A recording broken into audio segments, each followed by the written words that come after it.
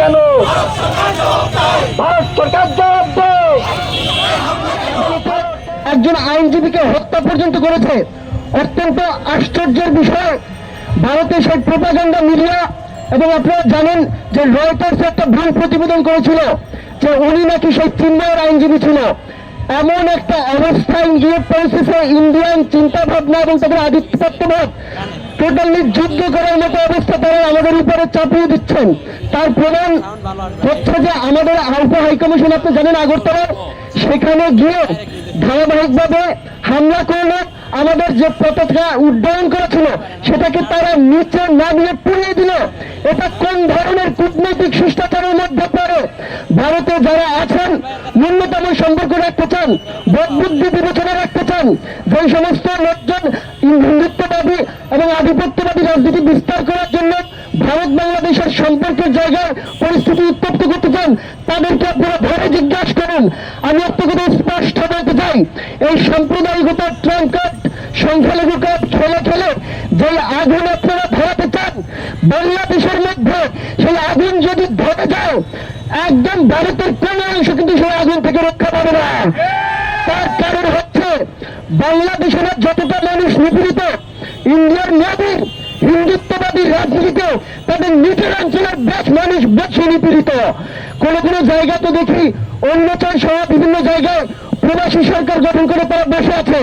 আপনারা আমাদেরকে উস্কানি দিয়ে, আমাদের দেশের মানুষকে উস্কানি দিয়ে যে আগুন নিয়ে খেলা করছেন, আপনাদেরকে বলতে চাই সেই পতাকাগুলোকে যদি উড্ডীন হয়ে যায় আর সেই স্মরণে আগুন যদি জ্বলে যায়, সেটার দায়ভার কিন্তু আসলে আর কেউ নেওয়ার জায়গা থাকবে না। এর দায়ভার ওদের থাকবে বাংলাদেশের তাদের এজেন্টরা আছেন। এই উস্কানিতে গিয়ে তারা এমন সব কর্মকাণ্ড করে বসতে পারেন। সেই জায়গা থেকে সেই সমস্ত ছাত্র সংগঠনগুলো আছেন তারা এবং জাতীয়ভাবে বাংলাদেশের স্বাধীনতা সার্বভৌমত্ব অক্ষুণ্ণ রাখার জন্য ঐক্যবদ্ধ হয়ে কাজ করতে হবে। আজকের বাংলার যে দাবিগুলো আসছে তার মধ্যে যদি দেখি সেখানে তারা সাড়া দেয়, মমতা বন্দ্যোপাধ্যায়কে নিঃশর্ত ক্ষমা চাইতে হবে। কারণ শান্তিরক্ষী মিশন থেকে সেনাবাহিনী পাঠানোর পরিস্থিতি মমতা বন্দ্যোপাধ্যায় আমার এই ভূখণ্ডে তৈরি হয় নাই। মন্দির ভেঙে মসজিদ তৈরি করার মাধ্যমে সেই সেনাবাহিনী আপনার ওখানে লাগতে পারে, আপনি সেটা আবেদন করতে পারেন। বাংলাদেশের স্বাধীনতা সার্বভৌমত্ব নিয়ে যে সমস্ত ফেসবুক বক্তব্য শেখ হাসিনা থাকা অবস্থা আপনারা দিয়েছেন তা সংযত করুন, জিব্বা ভিতরে নিয়ে যান। আপনারা জানেন সর্বশক্তি দিয়ে হাসিনাকে টিকিয়ে রাখার চেষ্টা তারা করেছে, সেটাই কিন্তু তারা ব্যর্থ হয়েছে। আজকে সেই হেডমালা লোকজন গুন্ডালীগ, আওয়ামী লীগ, ছাত্রলীগ, যুবলীগ সবগুলো পালিয়েছে, তাদের স্থান বাংলাদেশে হয় নাই। আপনারা চিন্তা করুন আমাদের সাথে বন্ধুত্বপূর্ণ সম্পর্ক রাখবেন নাকি এই ধরনের বৈরী পরিস্থিতি জিয়ে রাখবেন।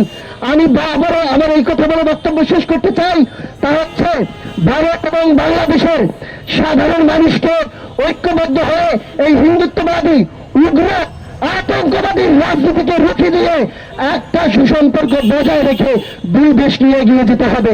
ধন্যবাদ সবাইকে। ট্রাম্প কার্ড, সংখ্যালঘু কার্ড খেলে খেলে যে আগুন আপনারা ধরাতে চান বাংলাদেশের মধ্যে, সেই আগুন যদি ধরে যায় একদম ভারতের কোন অংশ কিন্তু সেই আগুন থেকে রক্ষা পাবে না। তার